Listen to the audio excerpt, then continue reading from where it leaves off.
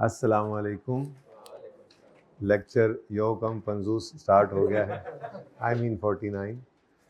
अच्छा जी, हम IS 41 कर रहे थे जी, और IS 41 में हमने बात कुछ कर ली थी। जी बेटा, जी बेटा, आवाज़ बढ़ा दें जी। माइक ऊपर कर लिया मैंने, अब सही है? अभी बेहतर हुई है कुछ? आप बढ़ा दें आवाज़। वैसे मेरी आवाज़ भी बढ़ जाएगी थोड़ी देर में। अभी तो मैं डिजेक्टेड हूँ, बच्चे कम देख के दिल शिकस्ता हूँ। बात हमने की थी, बायोलॉजिकल एसिड कहते हैं लिविंग एनिमल्स और लिविंग प्लांट्स को, और एग्रीकल्चरल प्रोड्यूस है जो इनसे हम प्रोडक्ट जो है वो हार्वेस्ट करते हैं। हार्वेस्ट कहते हैं डिटैचमेंट को या सिजेशन ऑफ बायोलॉजिकल एसिड को। डिटैचमेंट ऑफ एग्रीकल्चर प्रोड्यूस भी हो सकता है, यानी कि बायोलॉजिकल एसिड रहे उससे एग्रीकल्चर प्रोड्यूस ले लें, या वो बायोलॉजिकल एसिड ही उसकी लाइफ ही ख़त्म हो जाए, सीज हो जाए, और ये भी हार्वेस्ट अगर आपने उसको लगाया ही, वो खुद ही बायोलॉजिकल एसिड ने एग्रीकल्चर प्रोड्यूस बनना है, तो वो फिर जैसे गंदम का फसल है तो वो कटाई के बाद ही प्रोड्यूस बन जाएगा, तो उसकी लाइफ क्या हो जाएगी, सिजेशन हो जाएगी उसकी। आपने जानवर गोश्त के लिए रखा हुआ है तो उसको ज़बह कर देना क्या है जी, उसका हार्वेस्ट है। फिर कुछ एग्जांपल्स हमने देखी थी, और एग्रीकल्चरल एक्टिविटी के बारे में हमने कहा था कि जी एग्रीकल्चरल एक्टिविटी कहते हैं मैनेजमेंट ऑफ बायोलॉजिकल ट्रांसफॉर्मेशन। ठीक है जी, management of biological transformation of biological asset for the purpose of sale, for the purpose of creating additional biological assets, या for the purpose of harvesting agricultural produce. ठीक है जी, और transformation में ये growth, production, degeneration, procreation वगैरह ये हमने देखा था। फिर उसके बाद हमने कहानी पढ़नी शुरू की थी यहाँ से कि ये डेफिनेशन आपने पढ़ ली थी, इसमें कुछ अल्फाज तंग करने वाले थे अंग्रेज़ी के, समझ आ गए थे या नहीं आए थे? तो गूगल कर लिया होगा ना, मुझे पता है। बहरहाल बात वही थी जो आपको बता दी थी। बियरर प्लांट बड़ा इंपॉर्टेंट है। बियरर प्लांट हमने कल पढ़ा था, एक ऐसा पौधा जो हमने एग्रीकल्चरल प्रोड्यूस के लिए लगाया है। एक से ज़्यादा दफ़ा वो बियर करता है प्रोड्यूस, और उसकी अपनी लकड़ी, यानी वो खुद एग्रीकल्चरल प्रोड्यूस के तौर पे नहीं बिक सकता, स्क्रैप के तौर पे बिक जाए तो उसकी वजह से वो बियर प्लांट से निकल नहीं जाता। स्टैंडर्ड में ये लिखा हुआ था, ठीक है। लेकिन इस पर लगा हुआ जो फल है वो हमेशा क्या होगा, अब बियरर प्लांट पे IS 41 नहीं लगता, लेकिन उस पर लगे हुए फल पर IS 41 लगता है। लगता है का मतलब क्या है, आज अभी पढ़ते हैं जाके, वो तैयारी वैसे ज़बानी कलामी की हुई है। लगता है का मतलब है IS 41 के तहत इसको मैयर करना है। इनिशियल मैयरमेंट किस पे, fair value less cost to sell पे। सब्सिक्वेंट मैयरमेंट किस पे, यानी अगर फल ईयर एंड आ गया और फल अभी दरख्त के ऊपर है तो वो क्या है, वो एग्रीकल्चरल प्रोड्यूस तो नहीं है, वो तो अभी क्या है, अभी उसका हिस्सा है, तो बायोलॉजिकल एसिड है, तो ईयर एंड पे उसकी फेयर वैल्यू निकाल के उसको करंट एसिड्स में शो करना है। ठीक है, ऐसे ही अगर दरख्त है और वो आपने लकड़ी काटने, उसको लकड़ी के लिए रखा हुआ है, वही 4-5 साल बाद एग्रीकल्चर प्रोड्यूस बनना है, तो ईयर एंड के ऊपर उसकी fair value less cost to sell निकाल के उस पर उसको मैयर करना। ठीक है ना। अच्छा, बियरर प्लांट की थोड़ी अकाउंटिंग हमने देखी थी कि बियरर प्लांट बिल्कुल IS 16 की तरह से हम उसको ट्रीट करते हैं। जब तक मेच्योर नहीं हो जाता तब तक CWIP के अंदर खर्चे डालते रहते हैं, और जब मेच्योर हो जाता है, फल देने लगता है, तो फिर उसको PPE में ट्रांसफ़र कर लेते हैं, और जितना अरसा उसने फल देना है वो उसकी यूज़फुल लाइफ है, उस पर उसको क्या कर देते हैं, डेप्रीशिएट। बिल्कुल IS 16 जैसा, नोट भी बना के देख लिया था। फिर कुछ हमने ब्रॉडन किया था भाई के कहने पे अपने कॉन्सेप्ट को। कौन से भाई कहने पे किया था, किसी एक ने यहाँ कहा था, आज छुट्टी पे है वो, हमारा कॉन्सेप्ट ब्रॉडन करके नहीं हो रहा है। अच्छा जी, अब ये कुछ बातें हैं जल्दी से कर लें ताकि मैं रिकग्निशन और मेजरमेंट पढ़ा सकूं, फिर उसके बाद छुट्टी करते हैं, ठीक है, थ्योरी की। अच्छा जी, ग्रुपिंग एसिड्स थोड़ा सा पढ़ाया था डेफिनेशंस के अंदर। फेयर, वो कहता है किस लिए ग्रुपिंग कर लो, fair value measurement of a biological asset और एग्रीकल्चरल प्रोड्यूस,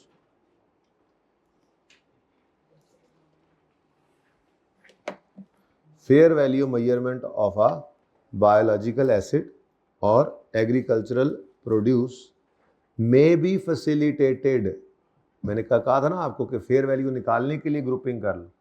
आपके पास 1000 गाय हैं तो 300 गाय हैं जी जिनकी उम्र 4 साल है, ठीक है, 500 गाय हैं जिनकी उम्र जी अभी 2 साल है।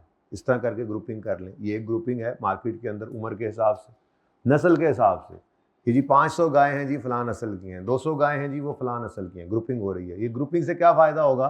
ग्रुपिंग से हम फेयर वैल्यू मेजरमेंट कर सकते हैं कि एक जैसी उम्र की, एक जैसी कद काट की, एक जैसी नस्ल की अगर जो है वो एक जैसी गाय हमारे पास हैं तो किसी एक की फेयर वैल्यू बाकी 250 की भी वही फेयर वैल्यू होगी। सारी तो नहीं लेके जा रहे होंगे मंडी में, ठीक है, मिसाल दे रहा हूँ। तो वो कहता है कि ग्रुपिंग से क्या होगा? Fair value measurement biological asset की हो या एग्रीकल्चर प्रोड्यूस भी तो हो सकती है। हमने बाग लगाया हुआ है जी, उसका वो क्या कहते हैं, शहतूत का, काले भी हैं और सफ़ेद भी हैं, ठीक है। अब वो दोनों को ग्रुप कर लें कि मतलब अलग अलग 3, 4, 5 नस्ल का कोई फल है जी, ठीक है, शक्लों का फल है जी, ग्रुपिंग कर सकते हैं। बायोलॉजिकल एसिड की या एग्रीकल्चर प्रोड्यूस की ग्रुपिंग किस लिए हो सकती है, किस लिए करते हैं? इससे हमें फैसिलिटेट कर देती है ये ग्रुपिंग हमें फैसिलिटेट करती है, ठीक है, फेयर वैल्यू मेजरमेंट, ठीक है। लेकिन वो कह रहा है fair value measurement of biological acid agriculture produce may be facilitated by grouping biological acid or agricultural produce according to significant attributes, for example age or quality, and it selects the attribute corresponding to attributes used in market as a basis for pricing। कह रहा है grouping वो करो जो grouping use होती है market के अंदर नॉर्मली। जैसे मैंने कहा था कि ये फलां नस्ल का बकरा है, ये फलां नस्ल का बकरा है, ये फलां उम्र का बकरा है, ये फलां, ये नहीं कि इसका नाम बिल्लू है और इसका नाम टॉमी है और इसका नाम बबलू है, ठीक है ना। ये ग्रुपिंग आपकी ग्रुपिंग हो सकती है, मार्केट में ये ग्रुपिंग यूज नहीं होती। तो ग्रुपिंग वो यूज करो जो मार्केट में नॉर्मली यूज होती है। इस ग्रुपिंग से आपको फैसिलिटेट किया जाता है, फैसिलिटेट हो जाता है, फैसिलिटी मिलती है आपको, फेयर वैल्यू मेजरमेंट के अंदर हेल्प मिल जाती है, ठीक है। अच्छा जी, बायोलॉजिकल एसिड्स जो लैंड से अटैच्ड है, बायोलॉजिकल एसिड मसलन आपने जो जंगल लगाया हुआ है वो लकड़ी के लिए दरख्त लगाए हुए हैं, सफ़ेदे का जंगल लगाया हुआ है।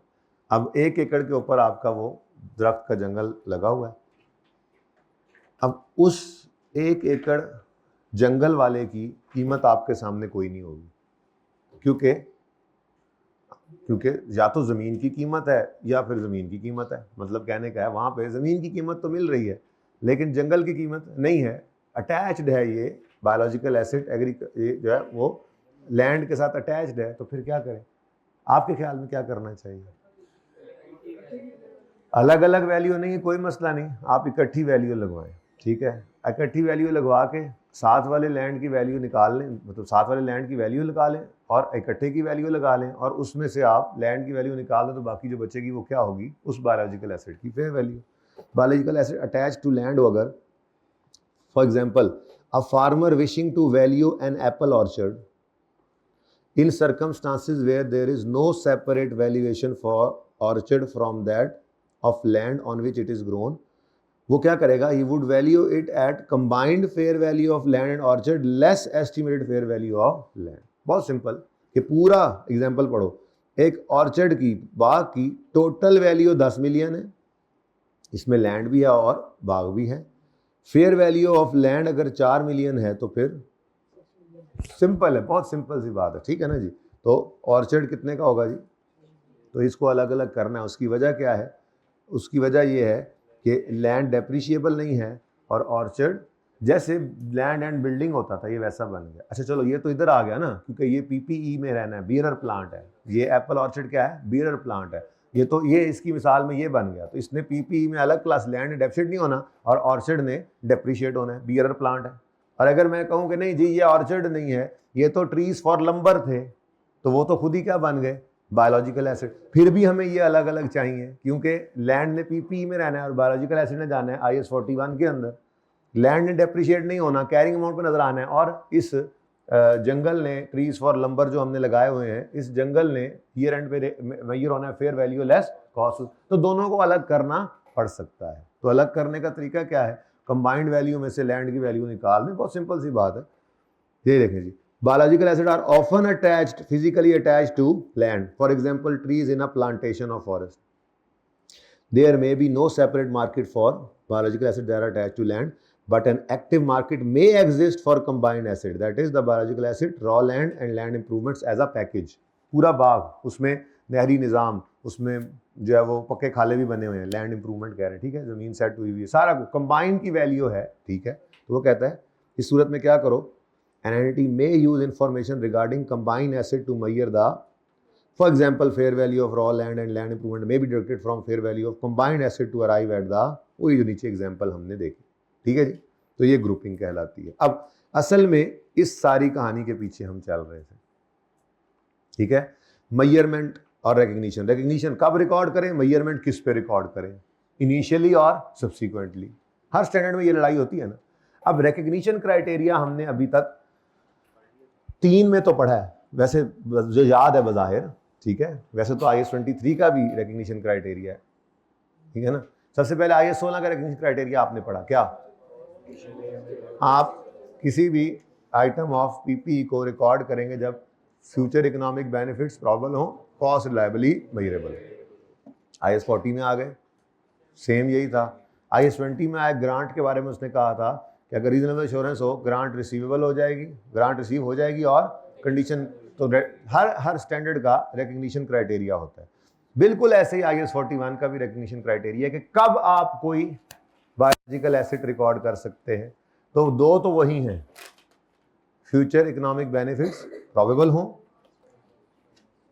कॉस्ट और फेयर वैल्यू, ये सिर्फ एडिशन है, कॉस्ट के साथ और लगा के क्या लगा दिया स्टैंडर्ड ने, कॉस्ट और fair value is reliably measurable.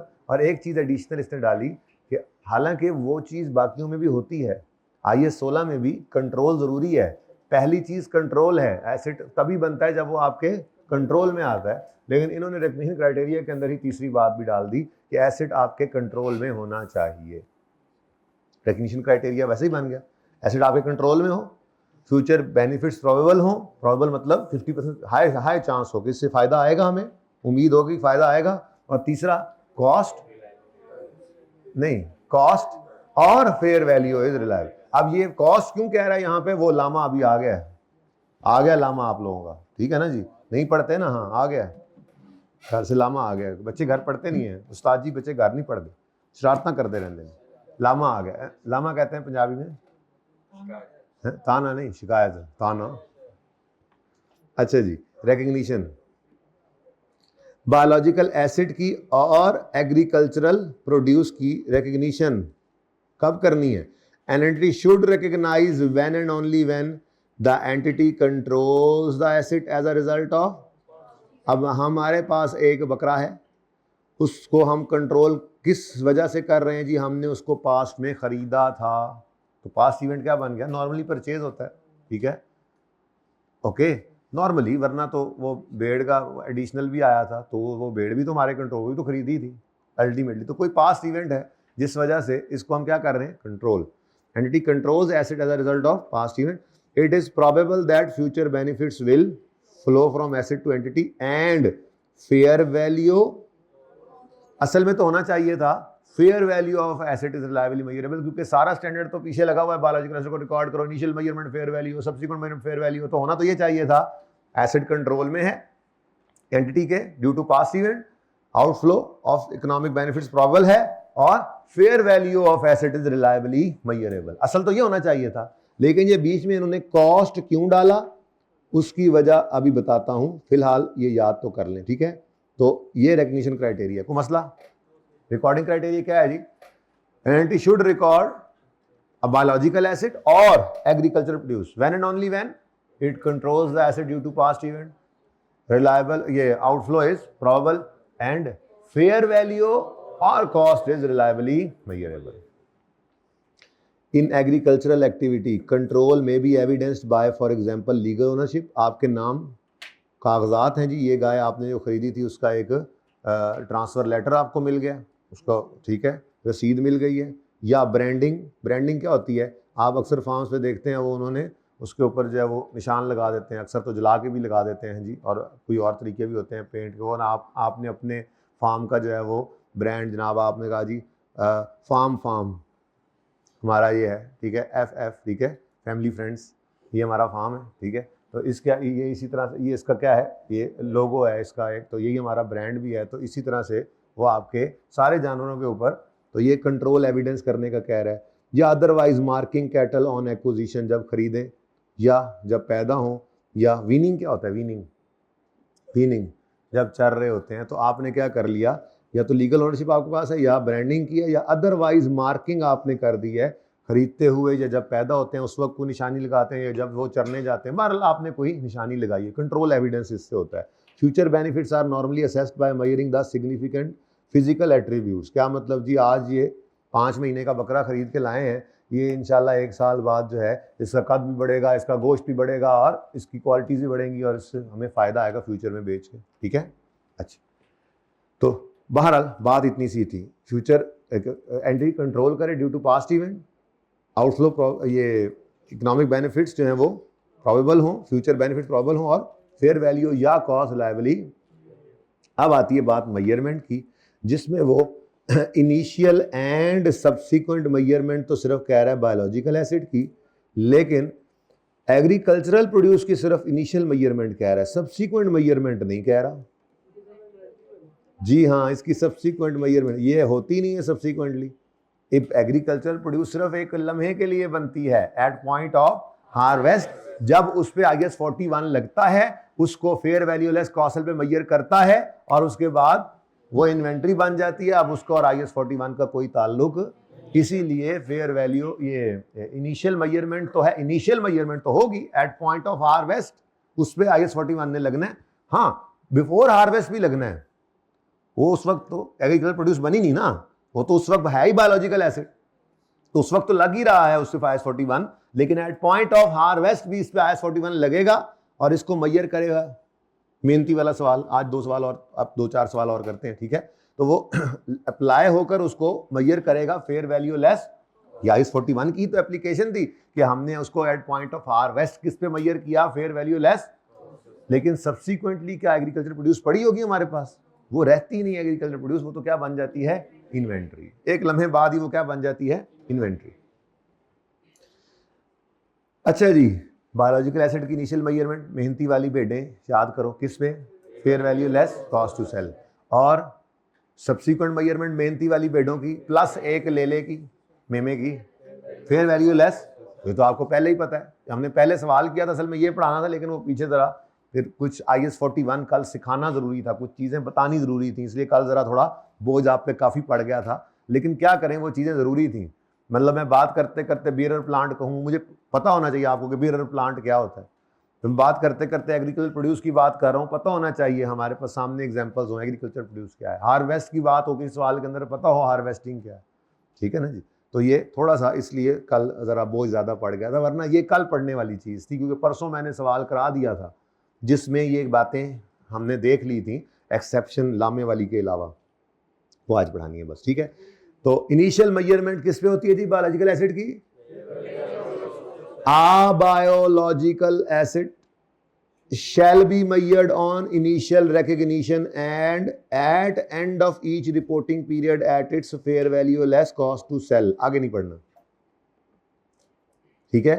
क्या रूल बना जी, बायोलॉजिकल एसिड और को इनिशियल रिकग्निशन पे और सब्सिक्वेंट मेजरमेंट यानी एट द ईयर एंड किस पे हमेशा रिकॉर्ड करना है, आगे नहीं पढ़ना फिलहाल, जो छोड़ रहा हूं फिलहाल छोड़ रहा हूं, ठीक है। Note, if you have thousands of animals you can group them for, पहले ही पढ़ के आए हैं, ठीक है। फिर अगली बात, gain or loss arising on initial recognition of biological asset at fair value less cost cell and from change in fair value less cost cell shall be included। कहता है पहली बात, पहले दिन जब उसको आपने रिकॉर्ड किया, आ गया था ना पहले दिन मेहनती वाले सवाल में लॉस, तो कह रहा है गेन आए, गेन तो आना कोई नहीं है, इनिशियल मेजरमेंट पे गेन नहीं आता, सब्सिक्वेंट पे गेन भी आ सकता है, लॉस भी आ सकता है, इनिशियल पे हमेशा ही लॉस आएगा आपको। तरीका ही यही है, कैश आउटफ्लो, हमारे जेब से कैश ज्यादा निकला है, लेकिन हम एसेट को रिकॉर्ड कर रहे हैं फेयर वैल्यू लेस, तो फिर वो हमेशा ही लॉस आना है इनिशियल मेजरमेंट पे। लेकिन उसने जो गेन और लॉस लिखा है ना, उसकी वजह यह है कि उसने ये लिखा हुआ, देखो, on initial recognition and from change in fair value less cost to sell, ये सब्सिक्वेंट मेजरमेंट की बात है, इसलिए उसने गेन और लॉस लिख दिया। तो वो कहता है पता ही है आपको, सवाल किया ना मेहनती वाला, चाहे इनिशियल मेजरमेंट पे गेन लॉस आए, लॉस क्यों? अच्छा, इनिशियल मेजरमेंट पे भी गेन आ सकता है, एक सूरत थी न्यू बॉर्न याद करो, वो भी तो इनिशियल, उसकी तो पहली बार मेजर हो, तो सही है, सही लिखा हो, इनिशियल मेजरमेंट या सब्सिक्वेंट मेजरमेंट पे कोई गेन लॉस आता तो कहां जाता था भाई, यही लिखा हुआ है, अ गेन और loss arising on initial measurement or change in यानी subsequent measurement shall be included in P&L for the period in which it is, ठीक है जी। तो इसको आपने कहाँ फेंकना है, प्रॉफिट और लॉस में, ठीक है जी। आगे कहता है जी, a loss may arise on initial recognition of biological asset because cost to sell are deducted in determining fair value less cost sell. Again may arise on initial recognition such as, अच्छा ये तो वही बात है जो हमने ऊपर कर ली, बट ठीक है। तो अभी यहाँ से बात सिर्फ इतनी सी निकली कि आपने इनिशियल और सब्सिक्वेंट मेजरमेंट पे एसिड को हमेशा किस पे रखना है, fair value less cost to sell पे। अच्छा, अब A biological asset shall be measured on initial recognition and at year end at its fair value less cost to sell. अब हम ले आए लामा, ये क्या है, लामा, ये ऊंट भी लग रहा है आपको, बकरा भी लग रहा है आपको, बस कुछ है ऐसा ही। अच्छा, अब लंबी गर्दन वाला बकरा जी बेटा जी, हलाल है। अब हम ले आए लामा, चिली हम गए, चिली, और ये चिली अर्जेंटीना उन इलाकों में ये पाया जाता है। चिली हम गए तो वहाँ पे हमें एक लामा पसंद आ गया, हम बोला वहाँ से ले आए अपने साथ ही जहाज़ में बिठा के। अब जब पाकिस्तान पहुँचा तो ये तो लिविंग एनिमल है, क्या ख्याल है? वैसे तो IS 41 कहता है कि ये रिबटेबल अजम्पशन है। रिबटेबल किसे कहते हैं?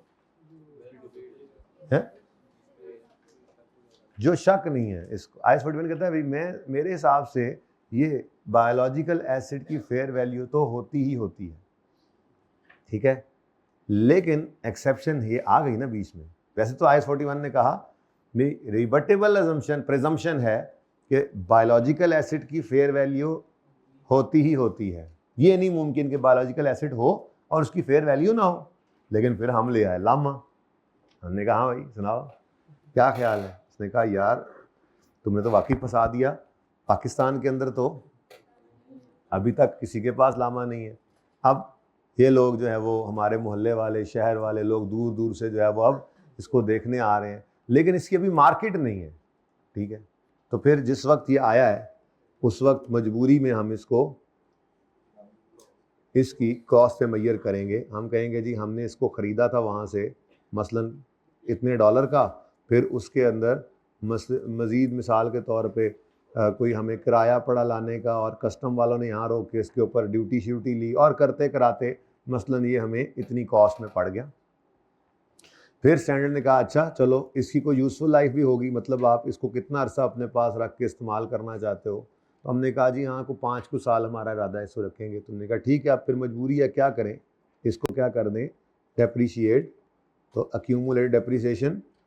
अब ये अक्यूमुलेशन इसकी जो होगी डेप्रीसिएशन कर लें, डेप्रीसिएशन इसकी जो लेस होनी है तो इसको हम क्या कैसे निकालेंगे, कॉस्ट डिवाइडेड बाय वही, और बुक वैल्यू पे नज़र आने लग जाएगा, ठीक है जी। तो ये मेरे दोस्त आप कह रहे थे ना क्या हम जानवरों को भी डेप्रिशिएट करेंगे, कर दिया, ठीक है। बात क्या है, बात यह है कि अगर एक एसिड की, एक बायोलॉजिकल एसिड है और उसकी फेयर वैल्यू इनिशियल मेजरमेंट पे डिटर्मिनेबल ही नहीं है, तो फिर उसको मजबूरन किस पे रखना पड़ता है, कॉस्ट पे। बिल्कुल इसी तरह का एक केस मैंने वहां बताया भी था, हमने देखा था IS 40 में, इन्वेस्टमेंट प्रॉपर्टी में। हमने कहा था अगर कोई ऐसी इन्वेस्टमेंट प्रॉपर्टी है जिसकी फेयर वैल्यू कॉन्टिन्यूइंग बेसिस पर रिलायबल मेजरेबल ही नहीं है, तो उसको भी कॉस्ट मॉडल पे हमने कहा था रख लो, चाहे बाकी फेयर वैल्यू मॉडल पे। लेकिन यहाँ पे तो कोई कॉस्ट मॉडल है ही, यहाँ पे सिर्फ fair value less cost to sell है। लेकिन यहाँ पे स्टैंडर्ड ने कहा अगर किसी बायोलॉजिकल एसिड की फेयर वैल्यू टर्मिनेबल ना हो तो उसको कॉस्ट पे रख सकते हैं।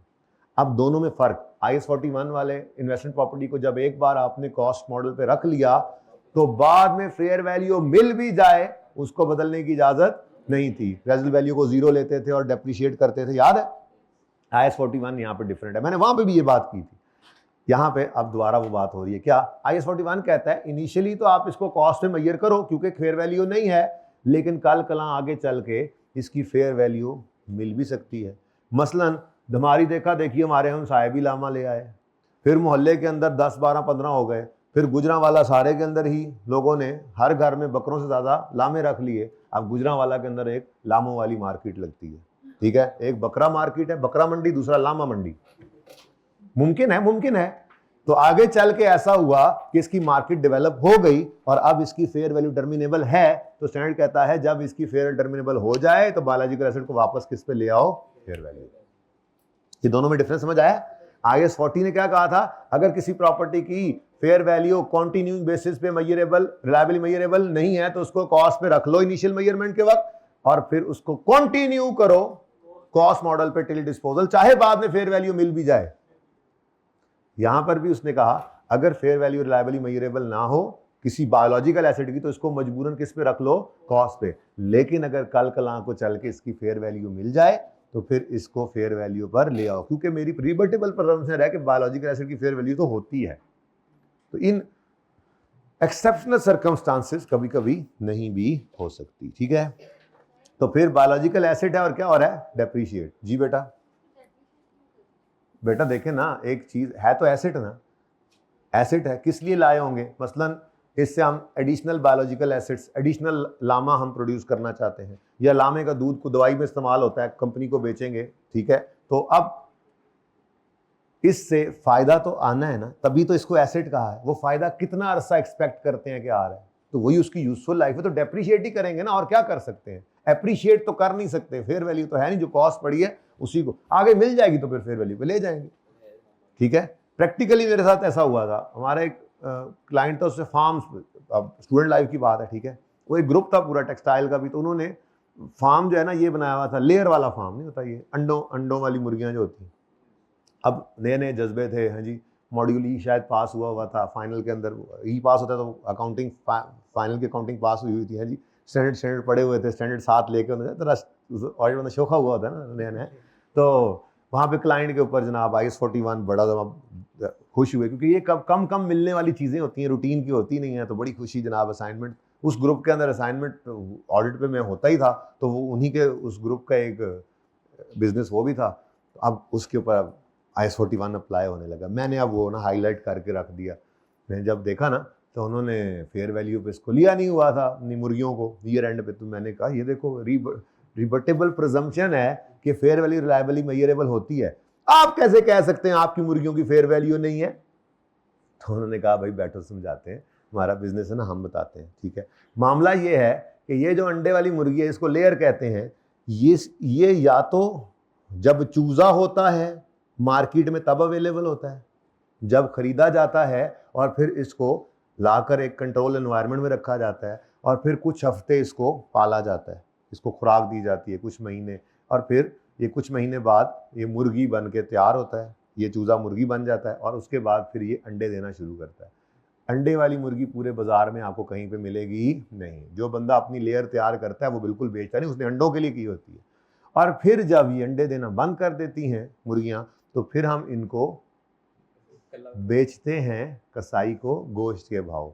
तो या तो इसकी फेयर वैल्यू चूज़ा है तब है, बाजार में मिलता है, या फिर ये गोश्त के भाव बिकती है जैसे मुर्गी का गोश्त है। इस वक्त इस लेयर की कीमत है, आपको क्या पता इसकी क्या कीमत है? हमसे पूछो।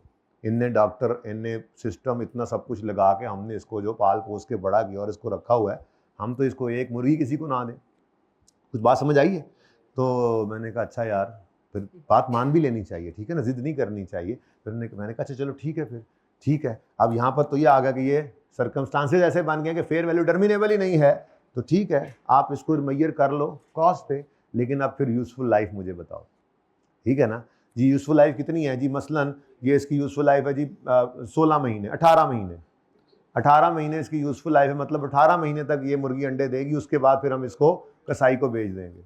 या मसलन 36 महीने, 3 साल मिसाल करो, 36 महीने जो है वही मुर्गी अंडे देती है, उसके बाद फिर हम इसको बेच देते हैं, फिर वो नए चूजे डाल लेते हैं और ये सर्कल हमारा ऐसे चलता है। तो मैंने कहा ठीक है, फिर इसकी यूजफुल लाइफ तो 36 महीने हो गई, ठीक है, इस साल के अंदर कितने महीने गुजर गए उस पर डेप्रिशिएट कर लें। तो फिर वो हमने डेप्रिशिएट किया था उसको, ठीक है, लेकिन डिस्क्लोजर देना पड़ता है ना, फिर उसको बताना पड़ेगा कि फेयर वैल्यू टर्मिनेबल नहीं। अब ये कहानी आपको बताई है, आप यूजर होंगे तो फाइनेंस स्टेटमेंट में आपको लिखी हुई नजर आएगी कि इसकी फेयर वैल्यू टर्मिनेबल नहीं है। क्यों नहीं है? क्योंकि या तो वो चूजे की फेयर वैल्यू है या गोश्त वाली मुर्गी की। अंडे वाली मुर्गी तो बाजार में मिल नहीं रही है, मिल रही होती तो फेयर वैल्यू होती, फिर उसी पे रख लेते। तो इसलिए इसको इसकी यूजफुल लाइफ पे डेप्रिशिएट किया गया। तो डेप्रिशिएट करते हैं, जितना अरसा उससे फायदा लेना है, उसके बाद फिर उसको सिंपल जैसे डिस्पोजल होता है डिस्पोज कर देंगे, वो फेयर वैल्यू पे नहीं ला सके, ठीक है, सही है। ये वो लाइन थी जो यहाँ पे छोटी सी लिखी हुई है। अब पढ़ो, A biological asset shall be measured on initial recognition and at end of reporting period at its fair value less cost sell except where the fair value cannot be measured reliably। अब ये जो है, ये क्या है, ये फिरोजी line क्या है, लामा। Okay done. अच्छा बस एक काफी है यार, डबल एम। अच्छा अगली बात, initial measurement of agricultural produce. Standard ने यहाँ पे आके ना हर हाथ खड़े कर लिए। अब ये ना कहना लामे के दूध की भी फेयर वैल्यू नहीं है। कहता ये बात तो मैं बिल्कुल नहीं मानूंगा कि एग्रीकल्चरल प्रोड्यूस की fair value less cost to sell ना हो। अब यहाँ पे कोई चक्कर नहीं है कॉस्ट वाला, चलो निकलो शाबाश।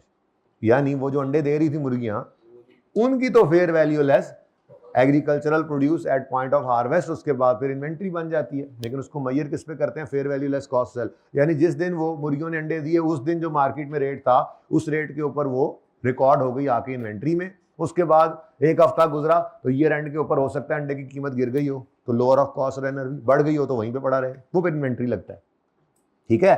तो एग्रीकल्चरल प्रोड्यूस हार्वेस्टेड, हार्वेस्टेड क्योंकि जब तक वो ऊपर लगी हुई होती है तब तक तो वो है ही बायोलॉजिकल एसेट। तो agricultural produce harvested from entities biology shall be measured at fair value less cost to sell at point of हाँ, agricultural produce harvested from entities biological asset shall be measured at its fair value less cost to sell at point of harvest. Such measurement is the cost, such measurement is the cost at date when applying IS2। क्या मतलब, जैसे मैंने कहा था transfer के दिन IS 40 में जब कोई चीज आ गई या वहां से निकल गई तो जिधर से आई इधर आके इसकी प्रिज्यूम्ड कॉस्ट है, ठीक है, और अगर दूसरी तरफ गई है तो दूसरे के लिए वो क्या बन गई, इसकी डीम्ड कॉस्ट। याद अल्फाज, यानी वो कह रहा है IS2 के लिए ये मेजरमेंट क्या होगी, इस ये तो fair value less cost measure किया, लेकिन IS2 के लिए ये इनिशियल मेजरमेंट बनेगी जो उसकी क्या होगी, कॉस्ट, वही उसकी कॉस्ट है, ठीक है। आगे वही बात है जी, gain loss rising on initial recognition of, loss तो नहीं आता खैर, बहरहाल gain loss rising on initial recognition of agriculture produce at fair value less cost to sell shall be included in profit और loss for the period arises. Again और loss में arise on initial recognition of agriculture produce as a result of, और ठीक है बस ठीक है, PNL में जाता है, ठीक है। अच्छा अब ये सारी कहानियां चल रही थी, एक future contract price using cost as fair value, inability to measure, ये रह तो सिर्फ यही 3 चीजें गई हैं। थोड़ी हिम्मत करें तो बस गाल मुक जानी, बस सिर्फ 10 मिनट में ये सारा, तो छोटी छोटी चीजें हैं ताकि ये जरा एक साइड पे हो जाए, फिर आप बस सवाल ही करने हैं। अब इसके बाद ना फिर ये डिस्क्लोजर मैं नहीं पढ़ाऊंगा, अभी डिस्क्लोजर मैं अभी नहीं पढ़ाऊंगा, ये कल पढ़ाऊंगा, ठीक है ना। आज के लिए बस ये सफ़ा नंबर 377 पे एंड कर देंगे, ठीक है, इजाज़त है। IS 41 का नोट उस तरह का नहीं होता। IS 41 का नोट, अगर सही बात पूछो ना, दिल की बात, आजा चेती कर, सारी फिल्म ऐसे सारा ना वो क्लाइमेक्स खराब हो जाता है। दिल की बात पूछो ना, ये जो है ना, ये समझो IS 41 का नोट ही है, इस जैसा ही है, यही है। बल्कि हमने क्या बताया, ओपनिंग में इतने पड़े थे, ड्यूरिंग द ईयर इतने आए, इतने गए, वो अभी है नहीं गए वाला, और ये क्लोजिंग में पड़े हैं, तो नोट ही तो है, यही नोट होता है। इसके अंदर जो ये गेन है ना, गेन, ये गेन इंशाल्लाह अब मैं कल तोड़ना सिखाऊंगा आपको। तो ये तोड़ना क्या मतलब, देखो एक बकरा है, जमाई ले लो तुम, एक बकरा है जो पिछले साल हमने खरीदा था, 1 साल की उम्र वाला बकरा पिछले साल हमने खरीदा था, पूरे 1 साल की उम्र वाला 75,000 का कुर्बानी के मौके पे। इस साल महंगाई ज्यादा हो चुकी है, वही वही रंग, वही नस्ल, वही कद, वही काट, वही आंख, वही सींग, वही दुम, सब कुछ वही, उम्र वही, सब कुछ वही। मंडी पहुंचे, वही बकरा, मतलब उसका भाई था असल में, बिल्कुल उसका भाई, वही उसी बकरी का बच्चा था, वही बंदा खड़ा था, एवरीथिंग वाज सिमिलर 100%, लेकिन वही बकरा हमें मिल रहा है आज 1 लाख रुपए का। तो ये महंगाई की वजह से, ठीक है। अब हमने जो पिछले साल बकरा खरीदा था, कुर्बानी पे नहीं लगाया था किसी वजह से, हमने कहा था अगले साल और बड़ा पाल पोस के करेंगे, दूसरा घर में खड़ा था वो कर दी थी। अब हमारे जो बकरे ने 1 साल गुजार लिया है, तो 1 साल बाद हमारा बकरा हम मंडी में जो लेकर गए हैं वो बिक रहा है 1.5 लाख का। कितने का? क्या वजह है?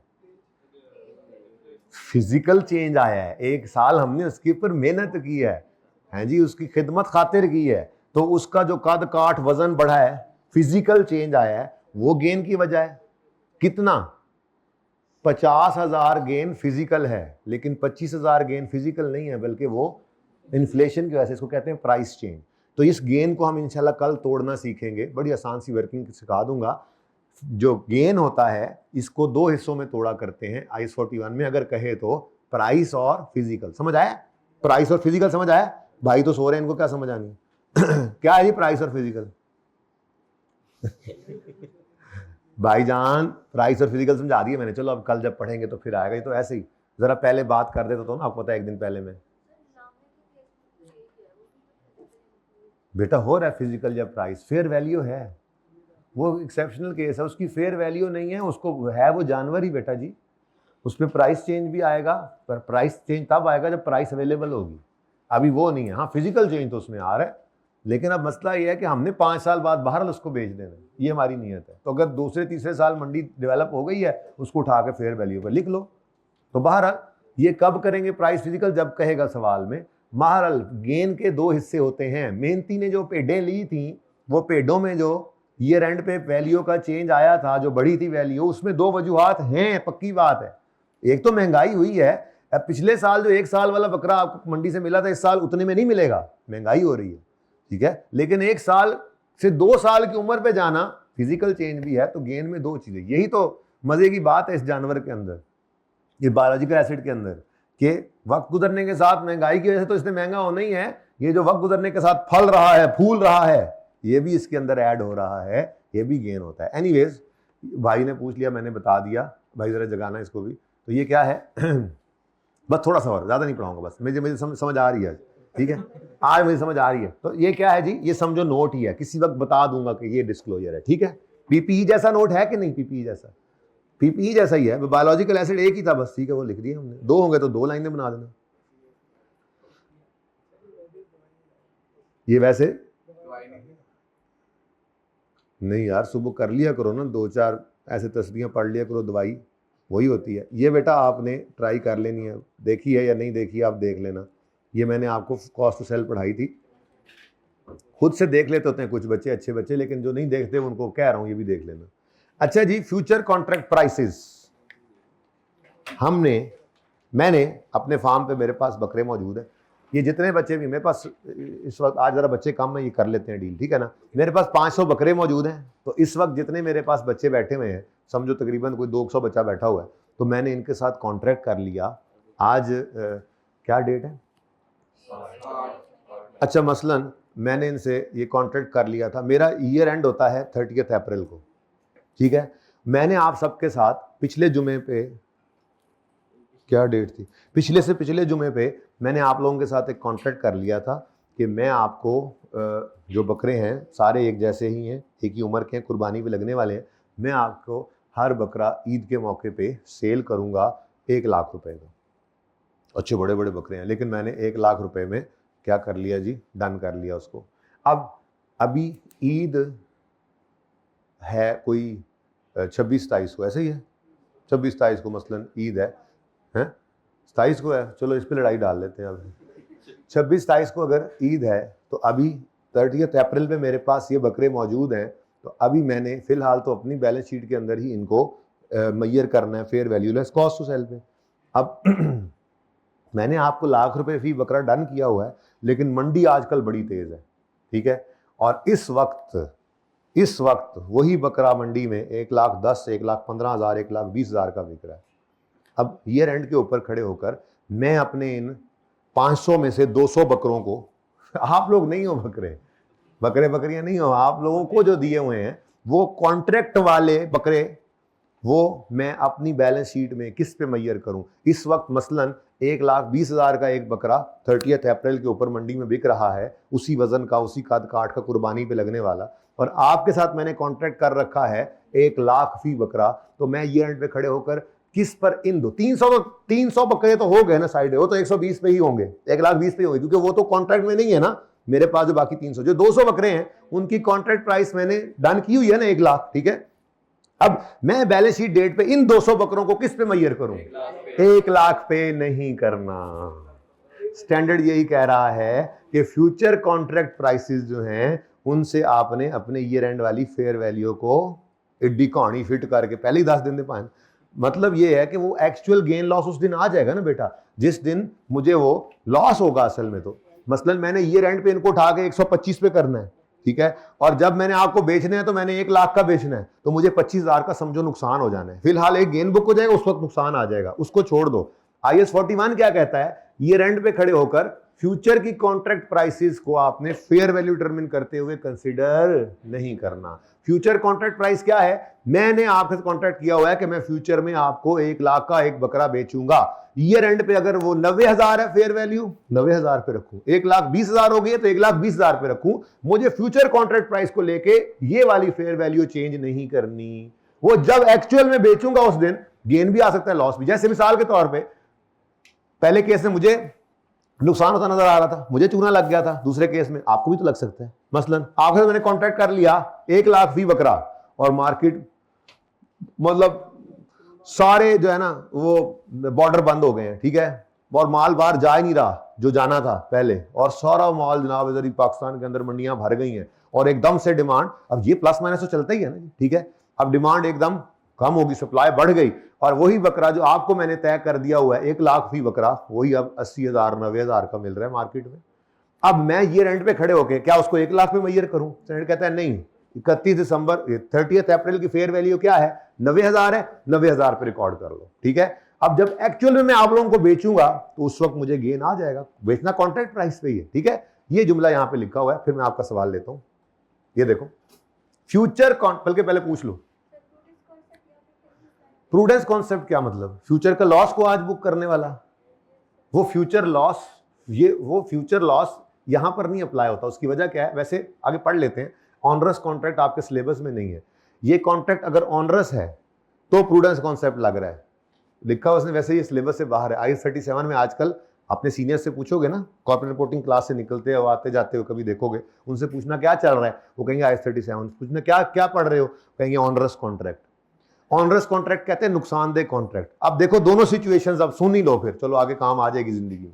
मैंने 1,00,000 का डन किया था बकरा, फ्यूचर में मुझे नजर आ रहा है कि वो 1,00,000 का नहीं 80,000 का बिकेगा।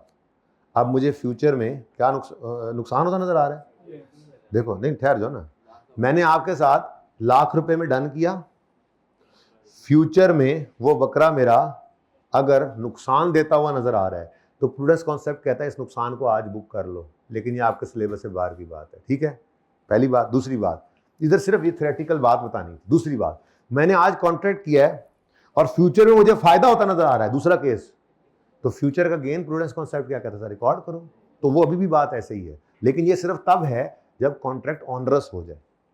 ऑनरस कहते हैं नुकसानदेह। मैं और आप कॉन्ट्रैक्ट करके फंस चुके हैं, कॉन्ट्रैक्ट बाइंडिंग होता है, एनफोर्सेबल बाय लॉ होता है। इस वजह से फिर अगर नुकसानदेह है तो उसकी प्रोविजन बनाते हैं। IAS 37 पढ़ेंगे, हमारे सिलेबस से बाहर है। मैंने सिर्फ इतनी सी बात आपको बतानी थी, सादी सी बात MCQs के लिए, कि फेयर वैल्यू जो ईयर एंड वाली है उसको आपने नहीं इंपैक्ट देना due to future contract prices. बस आपके सिलेबस में ज्यादा बात नहीं है, शौक ना हो जाया करो, पढ़ो। खा ली तुमने चॉकलेट?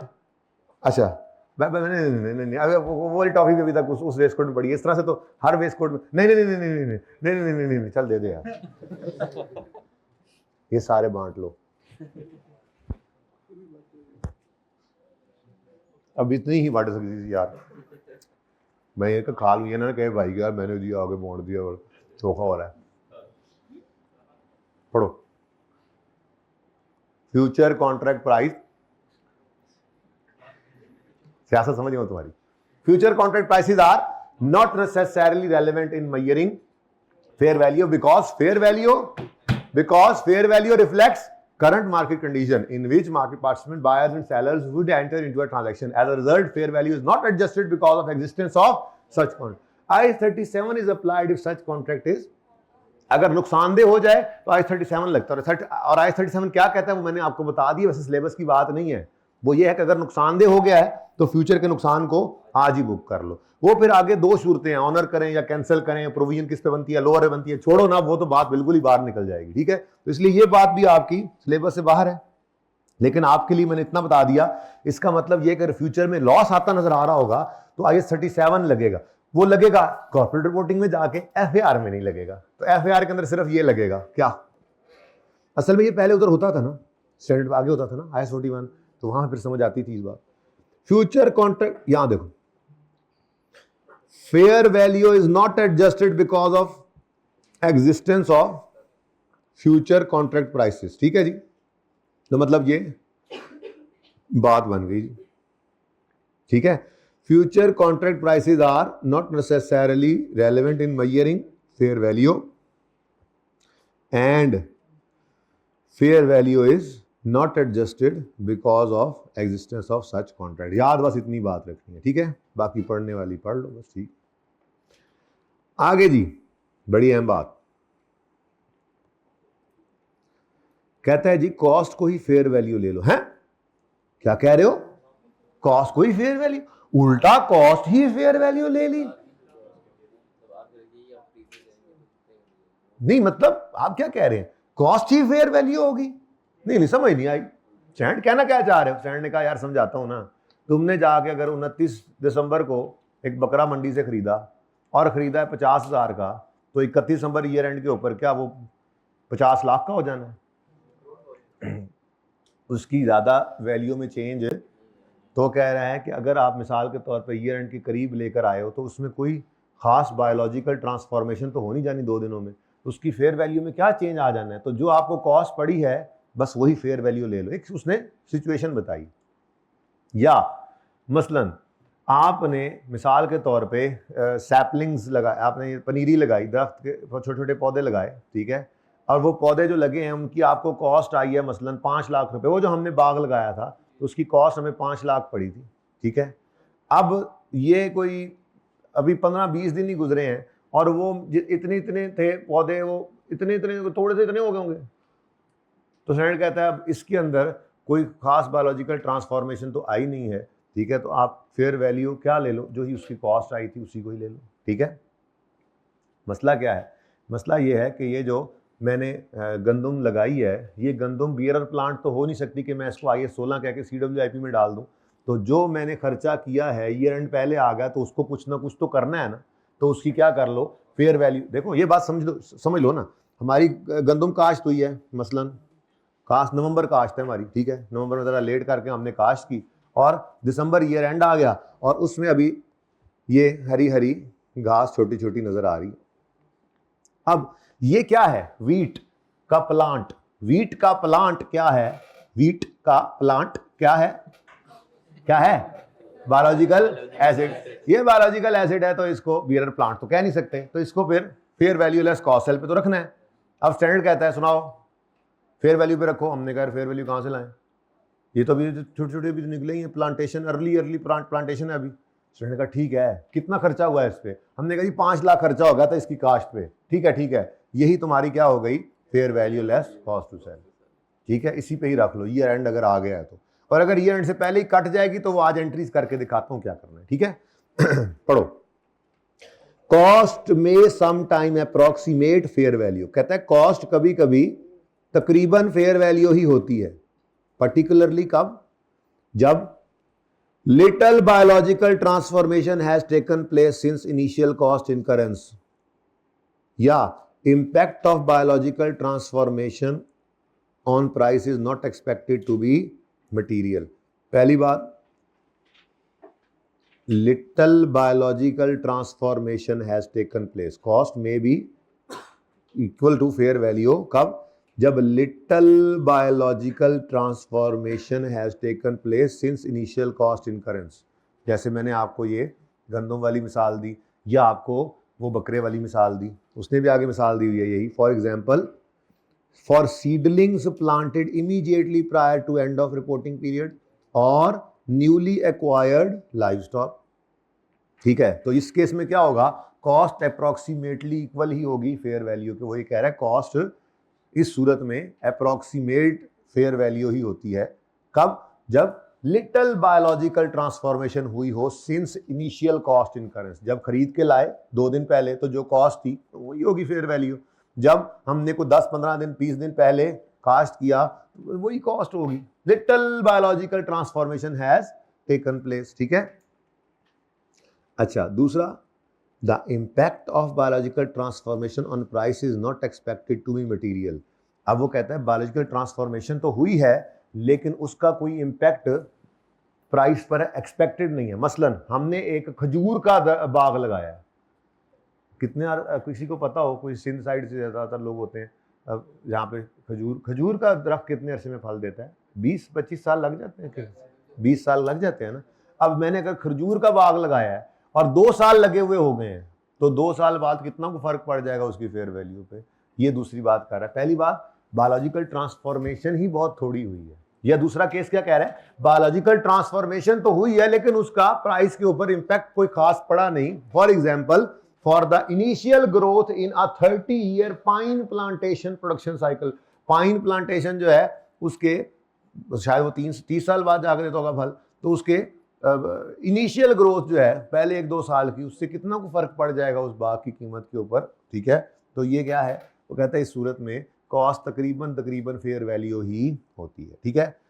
प्रैक्टिकली कम ही इसके चांसेस हैं. आ जाती है थोड़ी सी बात सवालों के अंदर, लेकिन न्यूमेरिकली जो है, लेकिन थ्योरेटिकली बहरहाल काफ़ी इंपॉर्टेंट है. लेकिन ये जो पहली बात थी, ये बात सवालों में इस तरह इस्तेमाल हो सकती है ना कि वो हमें यूँ कह दे कि जी आपका ईयर एंड है 30 जून 31 दिसंबर, और आप 30 जून में वैसे ही मिक्स हो जाता है. आपका ईयर एंड है 31 दिसंबर और आपने को 20 दिसंबर को ये खेती उगाई है. ठीक है, खेती तो अल्लाह ने उगाई, आपने जो काश्त किया जाके. अब ईयर एंड के ऊपर 10 दिन गुजरने पे अभी वो ऐसे सीना ज़मीन का फाड़ के अभी कोंपलें निकल ही रही हैं. अब ये है तो बायोलॉजिकल एसिड, क्या करें फिर? भाई कॉस्ट ही तकरीबन फेयर वैल्यू ले लो, क्योंकि क्या है जी, ऊपर लिटल बायोलॉजिकल ट्रांसफॉर्मेशन हुई है. या दूसरे केस के अंदर बायोलॉजिकल ट्रांसफॉर्मेशन तो हुई है लेकिन उसका प्रोडक्शन साइकिल इतना लंबा है कि 30 साल बाद फल आना है और अभी 1 साल गुजर गया. चलो, तो पौधा जो है वो बीज लगाया था और वो पौधा इतना भी हो गया, लेकिन अभी 29 साल और लगने हैं इसको फल देने के लिए. तो वो क्या, कॉस्ट ही तकरीबन फेयर वैल्यू है. ठीक है जी. स्टूडेंट जी, तो बेटा फिर फेयर वैल्यू पे ले लेना. इसका तो मतलब है कि फेयर वैल्यू चेंज हो गई है, ले लेना फिर. नहीं बेटा, सवाल तो देखो ना, कॉस्ट में some time approximate fair value. हाँ, और अगर वो कह दे कि नहीं जी नहीं, कॉस्ट और थी और 10 दिन में ही इसकी फेयर वैल्यू उठ के कहीं कहीं चली गई, तो आ गई ना फेयर वैल्यू. करो मैयर फेयर वैल्यू पे, उसूल तो वही है. Fair value less cost, initial measurement भी और सब्सिक्वेंट मेजरमेंट भी. ठीक है. अच्छा जी, inability to measure fair value reliably, ये क्या है? ये क्या है? लामा और Lama. There is a presumption that fair value can be measured reliably for a biological asset. पहले उसने कहा कि मेरी presumption क्या है कि बायोलॉजिकल एसिड की फेयर वैल्यू होती है, लेकिन however that presumption can be rebutted, लेकिन वो कहता है only on initial recognition. जब खरीद कर लाए थे उस वक्त हो सकता है ये रिबट हो जाए. for a biological asset for which quoted market price are and for which alternative fair value measurement are determined to be clearly. ये बीच वाली बात मैंने बताई नहीं थी. मैंने सिर्फ ये कहा था कि मार्केट प्राइस नहीं है. स्टैंडर्ड पता है यहाँ पे नहीं रुकता. स्टैंडर्ड कहता है नहीं है लामे की मार्केट प्राइस, तो फेयर वैल्यू डिटरमिन करने के कुछ और भी मेथड्स हैं जो मार्केट के जो किताबों के अंदर लिखे हुए हैं, वो आपके सिलेबस में नहीं है. ठीक है, कुछ और भी फेयर वैल्यू डिटरमिन करने के मेथड्स हैं। अच्छा, अब एक पूरा स्टैंडर्ड आ गया, अब तो IFRS 13 फेयर वैल्यू मेजरमेंट पे, तो उसमें भी कुछ मेथड लिखे हुए हैं। तो स्टैंडर्ड कहता है पहली बात तो मार्केट में जैसे बकरे की कीमत मौजूद है वैसे ही लामे की भी कीमत मौजूद है। अगर ऐसा नहीं है तो फिर कोई अल्टरनेटिव फेयर वैल्यू मेथड्स लगाकर किसी तरह से फेयर वैल्यू निकालो। हाउएवर ये प्रिजम्पशन इनिशियल रिकग्निशन पे रिबट हो सकती है ऐसे बायोलॉजिकल एसिड की for which quoted prices are not available and for which alternative fair value measurements are determined to be clearly, उधर से भी नहीं मिली तो फिर क्या कर लो, in such case that biological asset shall be measured at its, लामा आ गया ना जी, ठीक है। वी में अप्लाई IS 16, IS 2, IS 36, आपकी मर्जी है, IS 16 लगा लें, PPE बना लें, IS 2 लगा लें, इन्वेंट्री बना लें उसको, या IS 16 ही लगा के उस पर 36 से इम्पेयरमेंट भी चार्ज कर सकते हैं, आप अप्लाई कर सकते हैं। लेकिन ये अहम बात है, ये IS 41 और 40 का difference, once the fair value of such asset becomes reliably measurable and shall measure it at its fair value less cost to sell. ठीक है जी। अब ये नोट पढ़ें जरा, नोट डेप्रीसिएशन कब स्टार्ट करनी है, पहले ही पढ़ाया हुआ है, ठीक है।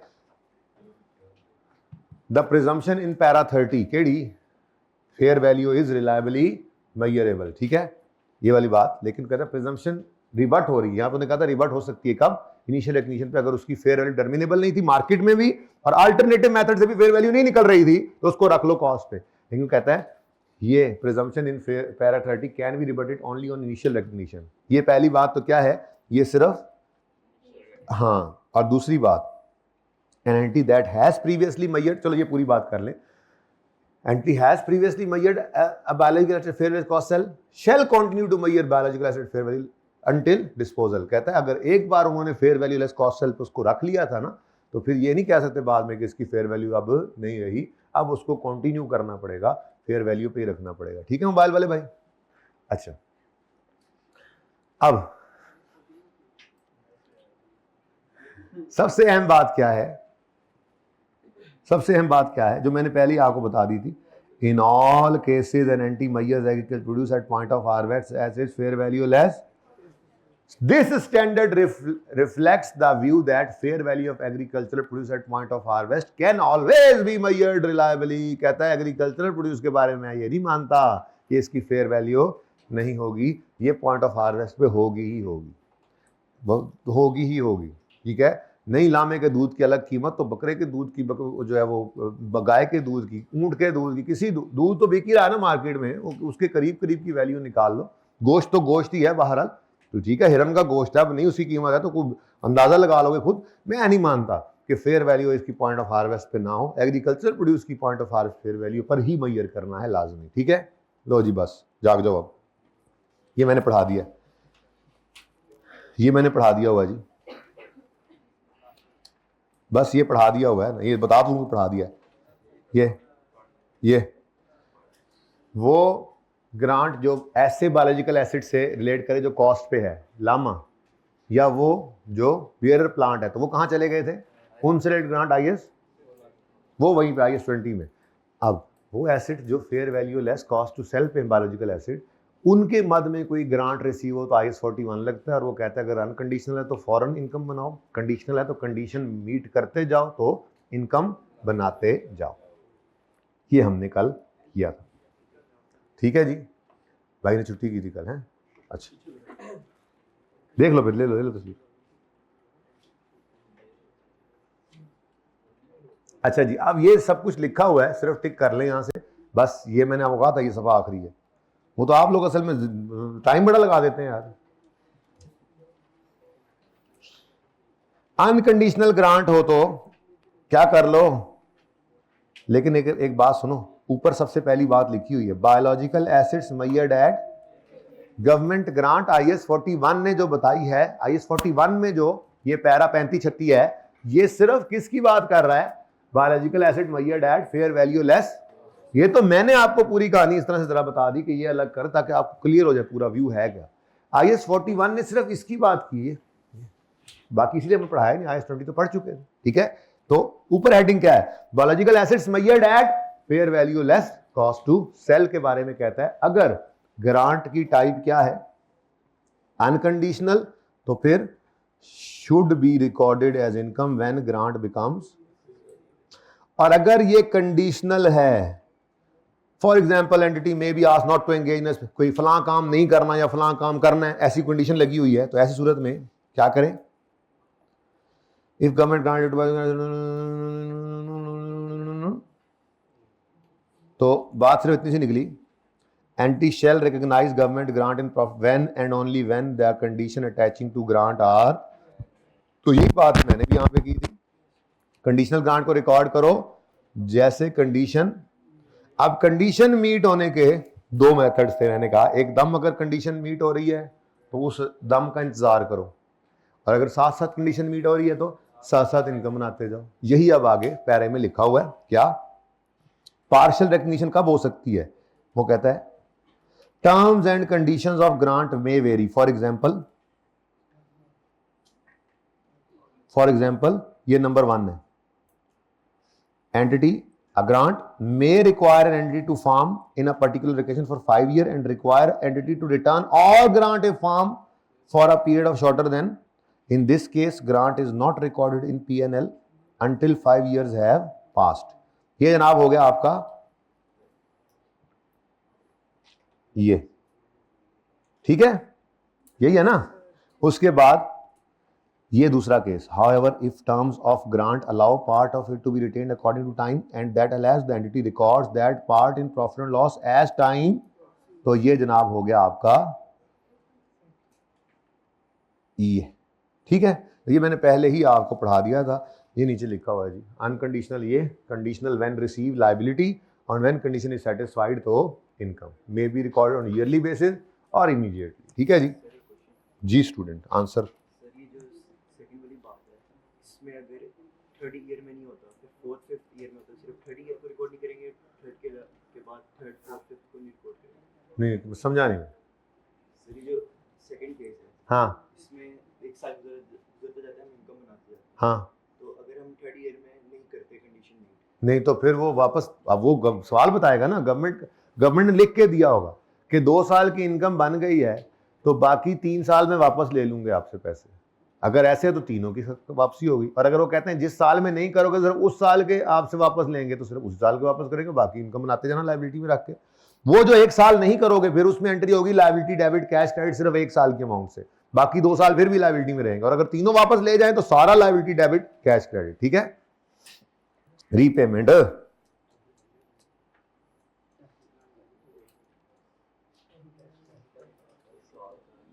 जी, सवाल करते हैं जी, चलो देखो ना, देखो सारा कुछ ही हो गया अल्हम्दुलिल्लाह, ये देखो सब कुछ ही हो गया, सब कुछ ही हो गया, बस डिस्क्लोजर रह गया अब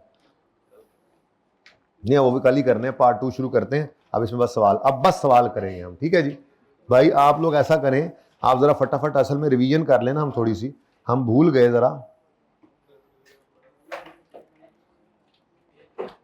तुम भूल गए हो gulab jamun limited question bank number 3 और 4 मैंने आपको कराना है, ठीक है। इसमें थोड़ी रिवीजन भी हो जाएगी और थोड़ा नई चीज़ें भी सीख लेंगे, और इसके बाद फिर पास पेपर 1 और 2 आपको कराना है, फिर पास पेपर 3 होमवर्क में देना है, पास पेपर 4 भी हो सकता है कुछ होमवर्क में देने, लेकिन 4 सवाल है, छोटे छोटे सवाल हैं, ऐसे ऐसे होते वाले सवाल है, ठीक। भाई मैं ये कह रहा हूँ कि ये 2 सवाल और 2 सवाल इसके बाद करने हैं, उसके बाद देखते हैं, ठीक है, पार्ट 1 क्लोज कर दें।